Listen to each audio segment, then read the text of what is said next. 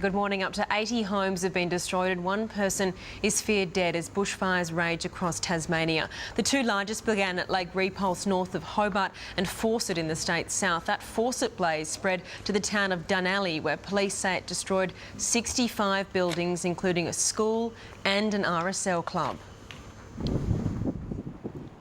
Upset, and I say the wife's terrified what we're going to go back to. Weather changes this morning are expected to put more communities in danger. We'll be taking you live to authorities in Tassie later in the show. Firefighters also battled several blazes in South Australia yesterday as Adelaide sweltered through its fourth hottest day on record. For the latest, we're joined by 7 News reporter Maria. Maria, how bad were those fires? Well, Eddie, the worst of them was an out-of-control blaze at Finnis, south of Adelaide. It came dangerously close to homes. Some people had to be evacuated. Others chose to stay and defend their properties. Now, water bombers and an air crane were brought in to help more than 40 firefighters on the ground as it burned through more than 300 hectares. It's still unclear exactly how it started. At least one shed's been gutted. Now, luckily, there are no reports of any injuries or lives lost on what was one of our worst fire danger days in years. And Maria, what are conditions expected to be there today? Well, we've had a cool change that swept across the state late yesterday. Now, that's brought temperatures down to the low 30s in Adelaide.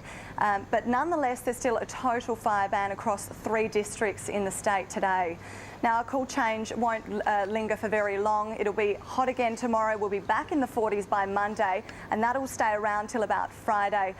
So the CFS is warning South Australians to be vigilant. It says yesterday was just the start of what will be a horror fire week. OK, thanks very much, Maria Jovanovic there in Adelaide. In New South Wales, police are investigating a fire believed to be deliberately lit near Foster on the mid-north coast.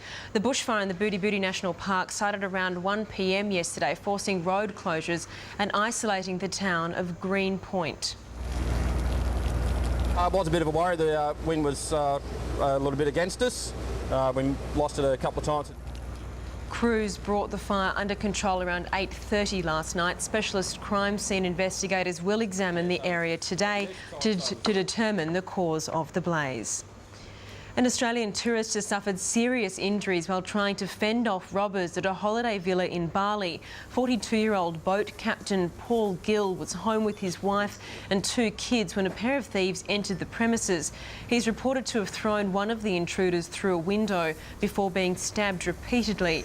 Mr. Gill has been released from hospital after being treated for wounds to his neck, shoulder and lower back.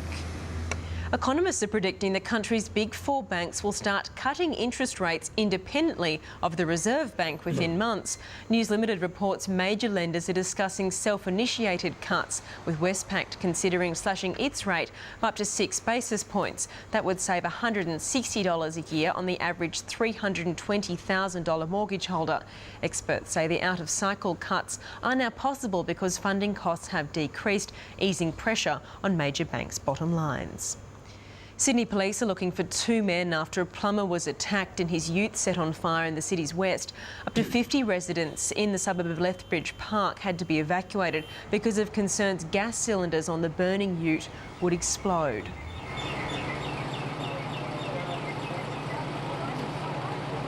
Acetylene's very explosive, very flammable, very dangerous gas. The plumber was punched and kicked. Police believe his attackers called in a job to lure him to the address. At least 7 children have been killed by a fire that tore through a building in central China.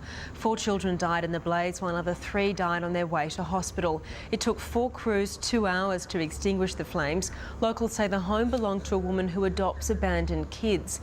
Investigators still aren't sure how many children were inside the house when the fire started.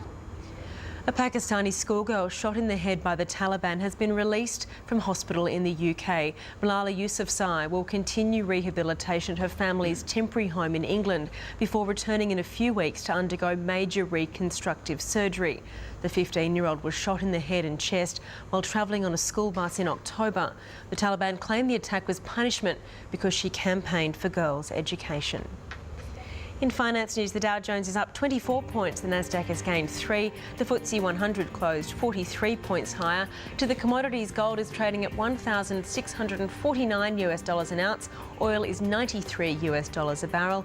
The Australian dollar is buying nearly $1.05, 92 Japanese yen and $1.26 New Zealand.